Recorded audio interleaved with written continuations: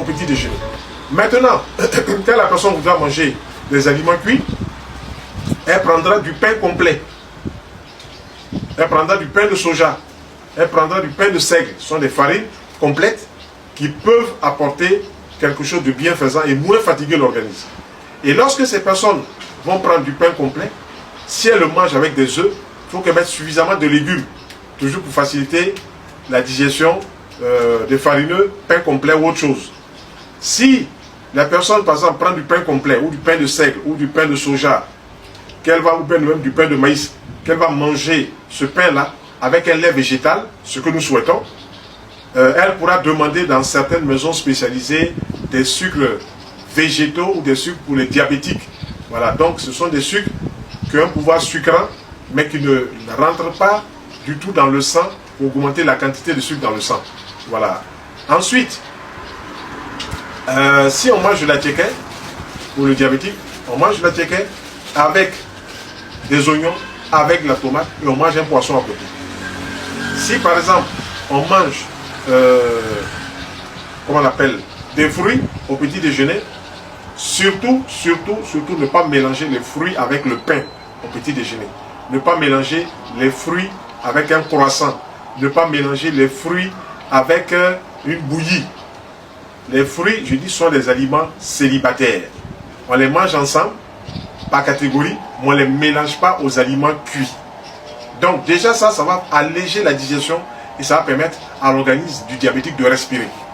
Ensuite, à midi, le diabétique pourra prendre une assiette de légumes, s'il a suffisamment de temps pour mastiquer, avec des huiles de bonne qualité, huile d'olive, huile de tournesol, huile de colza, huile de soja, huile de sésame.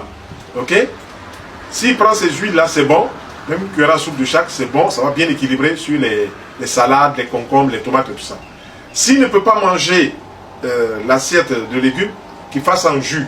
Il va prendre la tomate, la carotte, l'oignon, le concombre. Il va piler tout ça, le persil. Il va mettre un verre d'eau dessus, il va presser.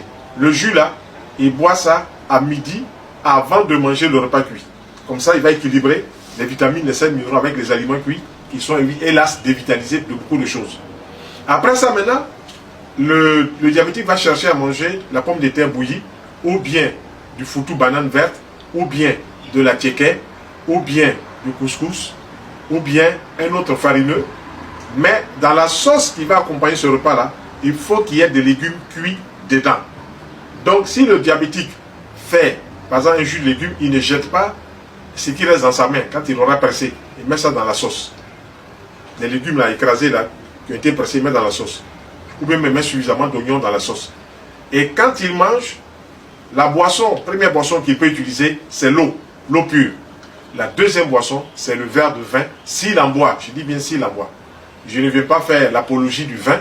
Je ne vais pas parler qu'il faut boire le vin, mais si on en boit, il faut prendre un verre par repas sur la base des cépages qui sont bons, le syrah, le grenache, le tanat, le pinot noir et le merlot. Ce sont les 5 vins rouges, 5 cépages que la science a montré et démontré qu'ils étaient bons pour la santé. Ou bien des cépages de vin blanc, le sylvaner, le gewürztraminer, le tokay, le vendange tardive et le pinot gris. Ça, c'est ce que la science a dit. Moi, je me réfère à ce qu'elle dit. Après cela, pas d'autre repas. Le repas du soir, beaucoup de légumes ou du poisson ou des œufs, mais pas de viande le soir pour les diabétiques. Beaucoup de légumes dans les sauces avec un peu de farineux ou un couscous ou quelque chose comme ça.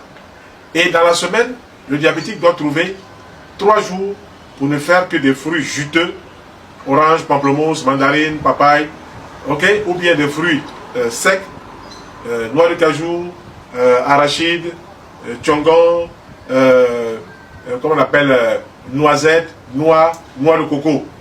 Il peut faire un petit déjeuner rien que de fruits secs. Et le soir, le diabétique devra préparer un bouillon de légumes, c'est-à-dire faire cuire les légumes, les écraser, et vraiment en grande quantité pour accompagner son repas cuit. Voilà. Maintenant, il y a des plantes qui existent dans la nature. Les expériences, les vérifications ont montré que ces plantes-là contiennent des éléments qui peuvent faire baisser le taux de sucre et aider le pancréas à mieux fonctionner. Je parle du duo cannelle et puis girofle, vous mélangez la cannelle et puis le clou de girofle, vous buvez un verre non sucré pendant le repas du midi et du soir, ça aide déjà à réduire de près de 60-70% le sucre qui pourrait rentrer dans le sang. Ensuite, il y a des plantes qui sont connues. Le galéga, c'est connu. Le gymnéma, c'est connu. La berbérine, c'est connu.